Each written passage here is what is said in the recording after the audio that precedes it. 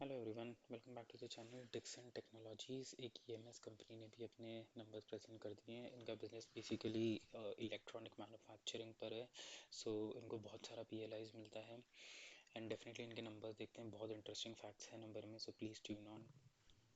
Cool. सबसे पहले main core revenue का बिजनेस देख लेते हैं। 79, 138 and 103 definitely on the face of it बहुत ही पिटे हुए नंबर्स लग रहे हैं। लाइक 40 to 50% आपको यहाँ पर ड्रॉप दिख जाएगा क्वार्टर ऑन क्वार्टर बेसिस पे, और ईयर ऑन ईयर बेसिस पे भी आपको 20% के आसपास का ड्रॉप आपको यहाँ पर भी दिख जाएगा 103 से 79। ओके, सो ये on the face of it revenue इतना सही नहीं है, ठीक है। बट यहाँ पर रेवेन्यू इतना सही नहीं है, ठीक है। ये आपको एक बात यहाँ पर समझ में आ जाएगी। जो फैक्ट है वो मैं बता देता हूँ आपको, फिर अपन बाद में देखेंगे कि क्यों नंबर इतने गंदे हैं। टोटल अगर अपन एक्सपेंसेस को देखें, सो टोटल एक्सपेंसेस को देखेंगे 134 से 77, तो यहाँ पे भी आपको 40% अप्रोक्स का आपको यहाँ पर डिप दिख जाएगा। एंड ऑन ईयर बेसिस पे भी आपको अप्रोक्सीमेटली 25% का आपको यहाँ पर डिप दिख जाएगा, ठीक है। नाउ मूविंग हेड, इनका नेट प्रॉफिट देख लेते हैं। नेट प्रॉफिट इन्होंने कितना कोट करा है। नेट प्रॉफिट अगर आप परसेंटेज बेसिस में जाएंगे, सो 47 से सिर्फ 18708 रह गया है। एंड देन यहाँ पे 250 से 18708 हो गया। सो अगर इस 250 को कंपेयर करोगे तो ये आपको अप्रोक्सीमेटली 2500% से भी ज़्यादा का ही आपको यहाँ पर दिखेगा।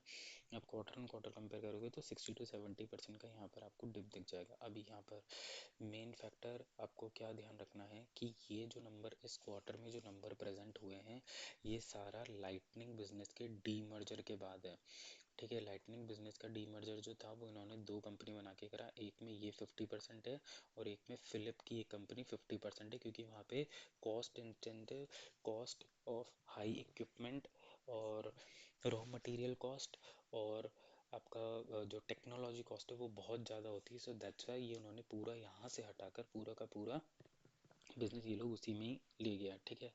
तो आपको जो ये number on the face of it, आपको जो सरफेस पर ये जो Q3 के नंबर्स होते हैं वो आपको लेने होंगे एडजस्टिंग द लाइटनिंग बिजनेस, तभी आपको वो क्लीन मार्जिन पॉजिटिव और स्ट्रक्चरल ईएमएफ स्टोरी आपको मिलेगा। इन नंबर्स पे आपको नहीं मिलेगा, ठीक है।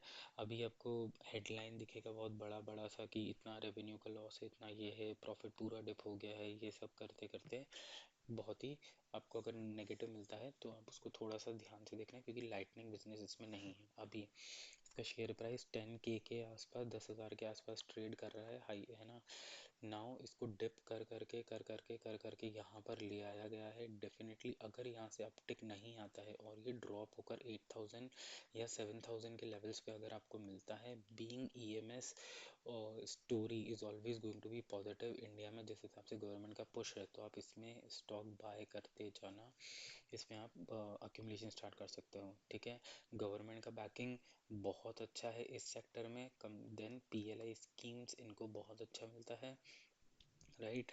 और टॉक ऑफ द टाउन हमेशा ही है कि मैन्युफैक्चर इंडिया ये उसके बहुत ज़्यादा मतलब इंडीड इन्वॉल्व है। So definitely this stock should be on radar, should be on your portfolio जैसे ही आपको डिप्स में मिले। मोस्ट प्रॉब्ली कल मेरे हिसाब से नहीं मिलेगा, क्योंकि ये ऑलरेडी 16,000 से कुछ 10,000 तक इसको ऑपरेटर एनालिस्ट है जो वो ला चुका है।